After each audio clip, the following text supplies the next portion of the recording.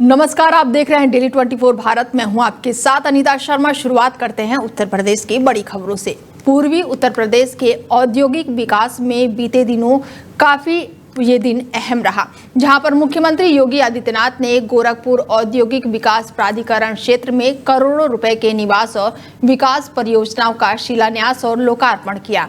निवेश की परियोजनाओं में मल्टीनेशनल कंपनी कोका कोला के साथ साथ कई प्लांटों का पूजा भी किया गया और देश में अग्रणी प्लास्टिक उत्पादक पैकेजिंग और कंपनियों को लेकर भी यहां पर लोकार्पण किया गया। और इस अवसर पर आयोजित समारोह में मुख्यमंत्री ने वर्तमान सरकार में बने सुरक्षा के माहौल को निवेश के आधारशिला बताया और इस संदर्भ में उन्होंने पूर्व की सरकार पर कटाक्ष करते हुए कहा कि व्यापारी और उद्यमियों से गुंडा टैक्स की वसूली सपा सरकार के संस्कार का हिस्सा था। मुख्यमंत्री योगी आदित्यनाथ ने कहा कि पिछले दिनों बिहार में कांग्रेस और आरजेडी के मंच पर हुए कार्यक्रम में प्रधानमंत्री नरेंद्र मोदी की मां के प्रति अपशब्दों का प्रयोग किया गया और ये राजनीति का पतन का स्तर है। और इस दौरान मुख्यमंत्री योगी आदित्यनाथ ने जमकर विपक्ष को घेरा है।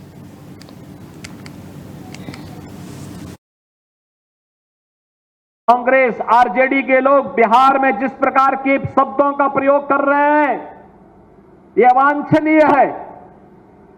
यह राजनीति की मर्यादा को पूरी तरह पतन के गर्त पर ले जाने का उनका कृत्य है और शोभनीय है। इसे ये सब स्वीकार नहीं किया जाना चाहिए, कतई नहीं स्वीकार किया जाना चाहिए। बहनों और भाइयों, हम कुछ दिनों के बाद इसी सितंबर महीने में हम शारदीय नवरात्रि के साथ जुड़ेंगे। जगत जननी मां भगवती मां दुर्गा की पूजा अनुष्ठान के साथ जुड़ेंगे। हम दुर्गा सप्तशती की पूजा करते हैं और दुर्गा सप्तशती में हमें एक बात का उल्लेख बार बार हमें करने को मिलता है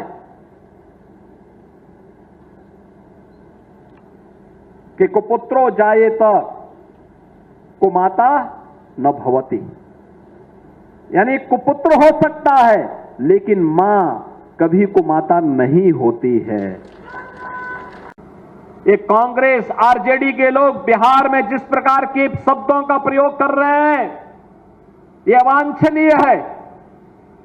यह राजनीति की मर्यादा को पूरी तरह पतन के गर्त पर ले जाने का उनका कृत्य है और शोभनीय है।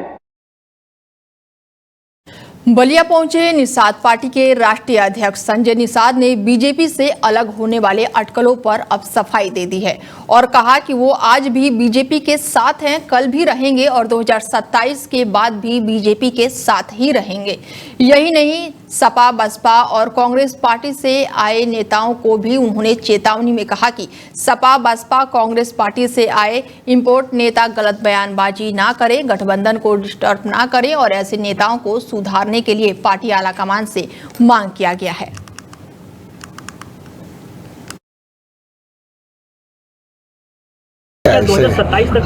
ऐसे लोग देखो, विपक्ष के पास कोई मुद्दा है नहीं, वो इधर उधर बयानबाजी कराते रहते हैं। हम लोग आज भी बीजेपी के साथ हैं, कल भी हैं, परसों भी हैं। हम लोग विचारधारा से जुड़े लोग हैं। बीच निश्चित रूप से आज भी हैं, कल भी हैं, 27 में रहेंगे, आगे भी रहेंगे। ये कुछ जो बीच जिनकी दुकानें बंद हो रही हैं, जो इम्पोर्टेड नेता हैं, जो सपा बसपा कांग्रेस से आने वाले हैं, अब इतनी बड़ी पार्टी है, उनके सामने लगता है कि हम लोग कहाँ जाएंगे।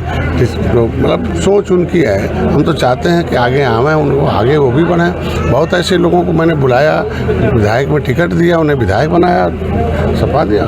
तो ऐसे लोग बल्कि उल्टा बयान मत दें और डिस्टर्ब न करें गठबंधन में, बल्कि आए, उनको भी हम लोग चुनाव लड़ा के उन्हें विधायक। यूपी के कैबिनेट मंत्री ओम प्रकाश राजभर के विवादित बयान को लेकर एबीवीपी कार्यकर्ताओं का गुस्सा अब फूट पड़ा है। झांसी के बुंदेलखंड विश्वविद्यालय के गेट पर एबीवीपी कार्यकर्ताओं ने राजभर का पुतला फूंककर विरोध जताया। यूपी के कैबिनेट मंत्री ओम प्रकाश राजभर के बयान ने छात्र संगठन एबीवीपी के कार्यकर्ताओं को भड़का दिया है।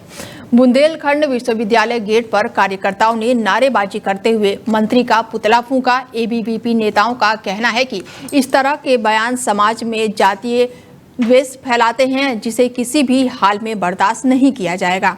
प्रदेश सरकार के कैबिनेट मंत्री ओम प्रकाश राजभर द्वारा अखिल भारतीय विद्यार्थी परिषद के कार्यकर्ताओं को गुंडा कहे जाने का विवाद अब बढ़ता ही जा रहा है और इस दौरान कार्यकर्ताओं ने कहा कि ओम प्रकाश राजभर को अखिल भारतीय विद्यार्थी परिषद के कार्यकर्ताओं से माफी मांगकर तत्काल इस्तीफा दे देना चाहिए। छात्र संगठन की ओर कोई गुंडा कहता है तो कोई उसे सजा जरूर दिलाएगा और इस दौरान पुलिस फोर्स भी मौके पर मौजूद रही। और क्या कुछ छात्रों का कहना है, चलिए पहले आपको वो सुनवाते हैं।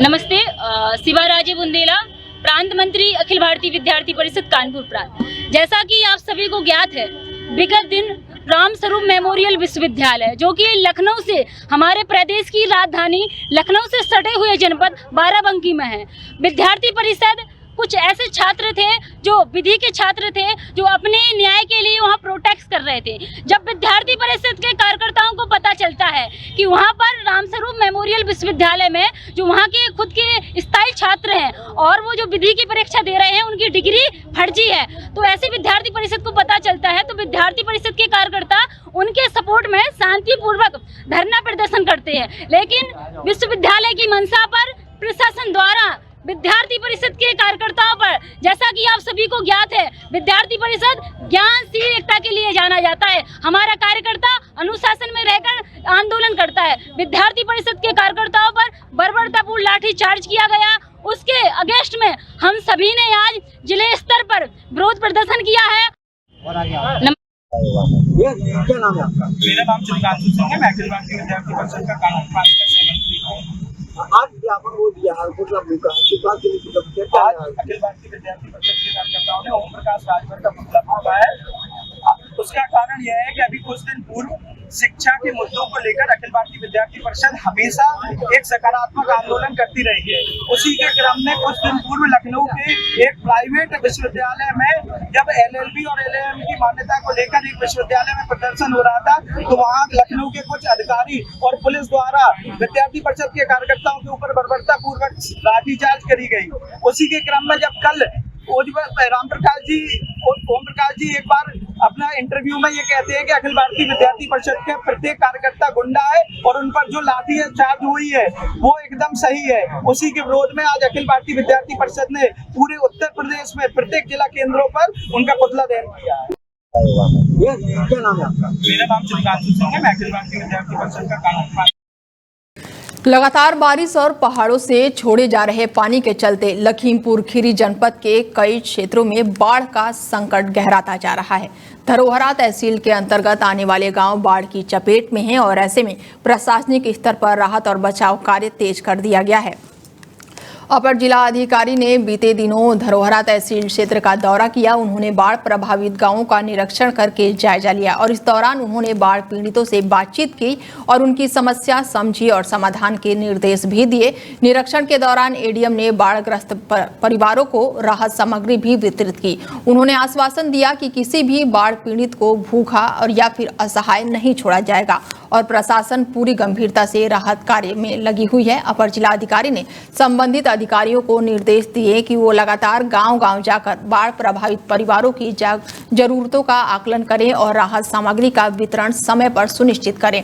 साथ ही उन्होंने स्वास्थ्य विभाग को भी अलर्ट रहने और बाढ़ग्रस्त क्षेत्रों में मेडिकल टीम तैनात करने के आदेश दिए हैं ताकि किसी भी तरह की महामारी या फिर बीमारी की स्थिति उत्पन्न न हो। गाँव के लोगों ने प्रशासन के इस प्रयास पर आभार जताते हुए कहा कि मुश्किल घड़ी में सरकार और प्रशासन की मदद से उन्हें राहत मिल रही है।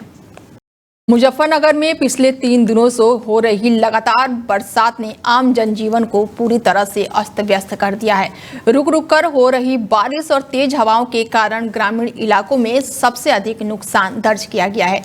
जिले की कई तहसीलों से मिली जानकारी के अनुसार अब तक 23 कच्चे मकान आंशिक रूप से क्षतिग्रस्त हुए हैं, जबकि एक मकान पूर्ण रूप से ध्वस्त हो गया है। बरसात के कारण किसानों की फसलों को भी भारी नुकसान हुआ है और खेतों में पानी भर गया है और तेज हवाओं से धान, गन्ना और सब्जियों की फसल पूरी तरह से बर्बाद हो गई है।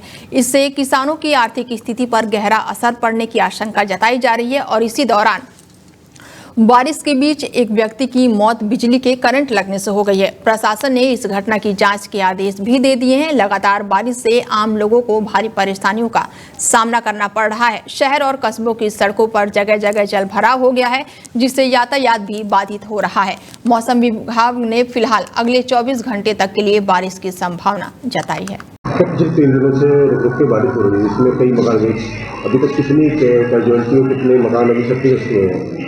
जी, जनपद मुजफ्फरनगर में पिछले 3 दिनों से जो बारिश हो रही है उसमें तहसीलों से प्राप्त रिपोर्ट के अनुसार कुल 23 मकान हैं जो आंशिक रूप से क्षतिग्रस्त हुए हैं, जिनमें से एक मकान ऐसा है जो पूर्ण रूप से क्षतिग्रस्त हुआ है। तो इसके लिए जो भी शासन से अनुमन्य सहायता है वो तत्काल लाभार्थी के खाते में प्रेषित करने की कार्रवाई की जा रही है। इसके अतिरिक्त बिजली का करंट लगने से एक व्यक्ति के मृत्यु होने की भी रिपोर्ट प्राप्त हुई है। तो इसमें जो भी आवश्यक नियमानुसार कार्रवाई है वो तत्काल की जा रही है और फसल के संबंध में भी लगातार सर्वे कराया जा रहा है और अगर फसल क्षति की जो भी रिपोर्ट होगी शासन की अनुमन्य सीमा के अनुसार उनको जो भी अनुमन्य सहायता है वो दी जाएगी। तो कहाँ पर मकान क्षतिग्रस्त हुए, कितने टोटल हुए? ये सभी तहसीलों में कुल मिलाकर 23 मकान हैं जो आंशिक रूप से हैं और एक मकान है जो पूर्ण रूप से क्षतिग्रस्त है।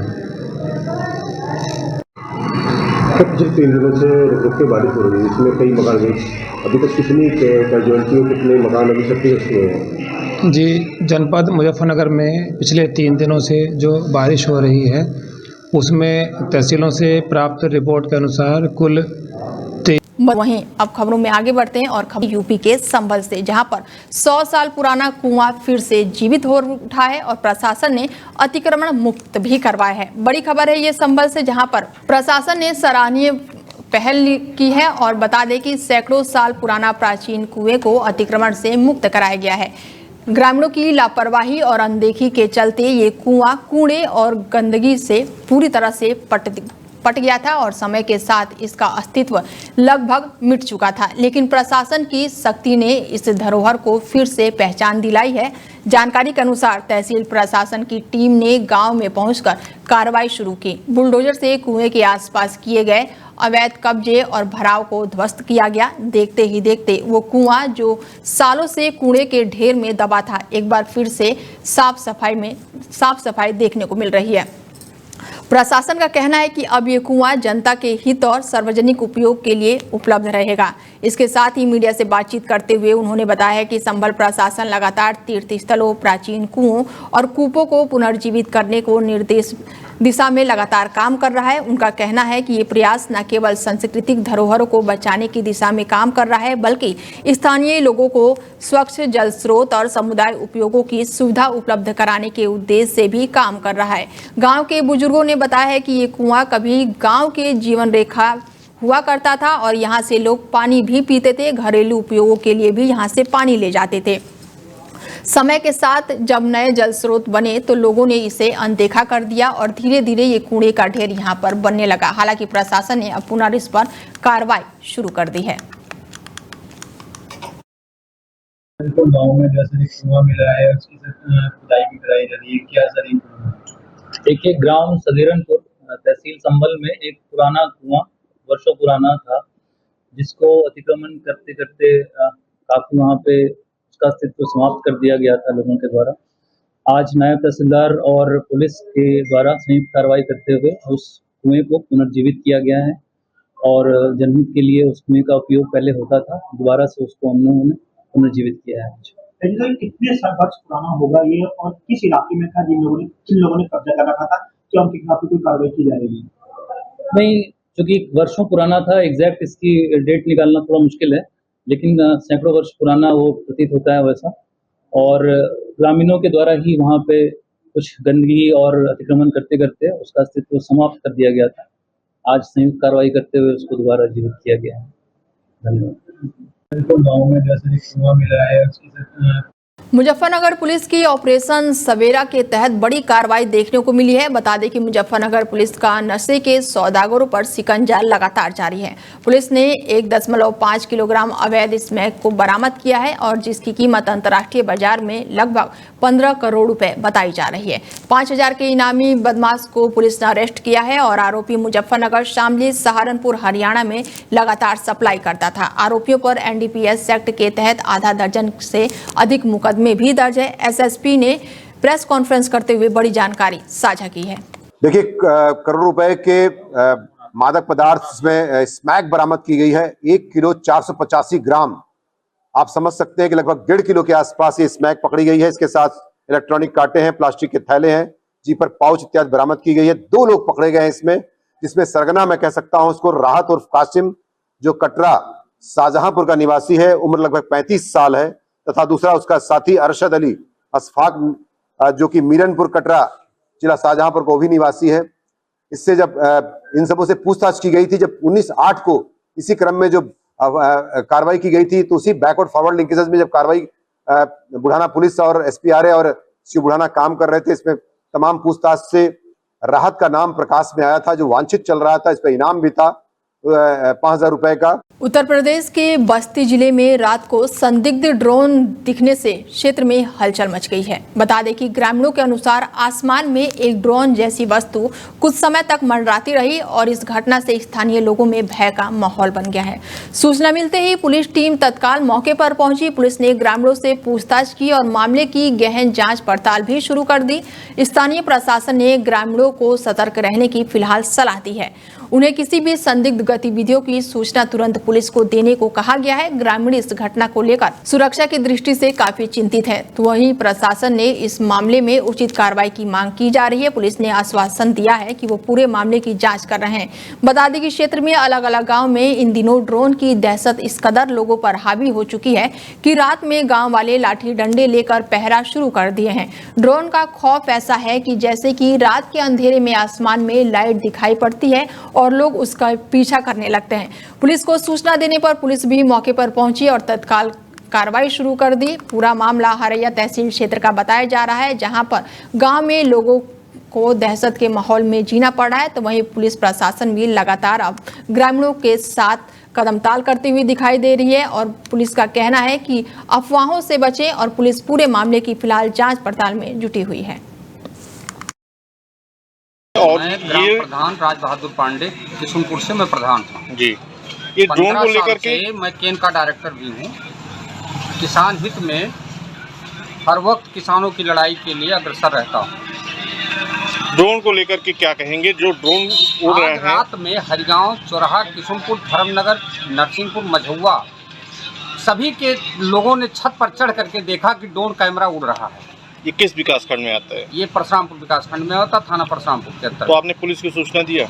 कई लोगों ने पुलिस को सूचना दिया, पुलिस गई भी, अपने हिसाब से वो जांच पड़ताल किए भी, लेकिन कोई निष्कर्ष नहीं निकलता है। हम शासन प्रशासन से मांग करते हैं कि इसकी जांच करके उचित कार्रवाई करो। ये पटाक्षेप हो मामले का, ने लोग की नींद हराम हो रही है। तो रात भर आप लोग जगे? इसका मतलब पूरी रात जगे लोग।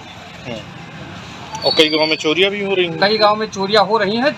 हमारा नाम सर्वेश कुमार त्रिपाठी है। कल जो है कुछ आसमान में ड्रोन जैसी संदिग्ध वस्तुएं दिख रही थी, क्या है कुछ पूरा मामला? हाँ, कल लगभग 9 बजे के करीब लगभग 3-4 ड्रोन मदही, टुटुआ, देवरी, महादेवरी, पिनेसर, उभाई, तिनौता ऐसे गाँव के ऊपर 4-5 ड्रोन देखे गए और लगभग 25-30 दिनों से क्या नाम है ऐसी हलचल आसमान में दिख रही है और जिससे डर का माहौल पैदा हो रहा है जनमानस के मस्तिष्क के अंदर और भीतर भी। और जहाँ तक ये देखा जा रहा है कि लोग अपने गांव के बाहर लाठी डंडा लेकर पहरा भी दे रहे हैं, अपने गांव की रक्षा कर रहे हैं और जिससे जनमानस अस्त व्यस्त हो गया है। फिलहाल बुलेटिन में मेरे साथ इतना ही। दीजिए इजाजत। नमस्कार।